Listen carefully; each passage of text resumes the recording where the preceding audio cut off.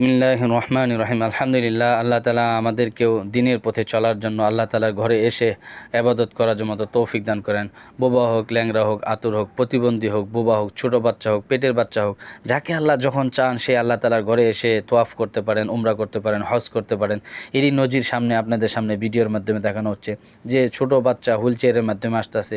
1 মাসের বাচ্চা হোক, 2 মাসের হোক, 5 বছর, 6 বছর, বিভিন্ন রকমের বাচ্চাদেরকে নিয়ে তাদের মা বাবারা এরকম আল্লাহ তাআলার ঘর, এরকম দেখছেন বাচ্চা মা বাবার সাথে দৌড়াদৌড়ি করে আনন্দ সহিত এই একটা তোয়াফ করতে গেলে প্রায় অনেকক্ষণ সময় লেগে, এরপরও বাচ্চারা বাবা মার সাথে দুষ্টুমিও করে। অনেকে দেখছি যে বাবা মা ছেঁচড়ায় নিয়ে যেতে হয় বাচ্চাদের, ওইটাই তার বাচ্চা ভালো লাগে। অনেকে এই যে দেখেন বাচ্চা নামাজ পড়তেছে, এরকম ইসলামের সৌন্দর্যের মধ্যে নিজের সন্তানদেরকে ছোট থেকে আখেরাতের দিকে নিয়ে যাওয়া, আমলের দিকে বেশি বেশি নিয়ে যাওয়া।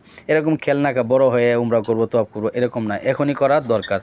আল্লাহ তাআলা আমাদের সবাইকে এরকম আখেরাতের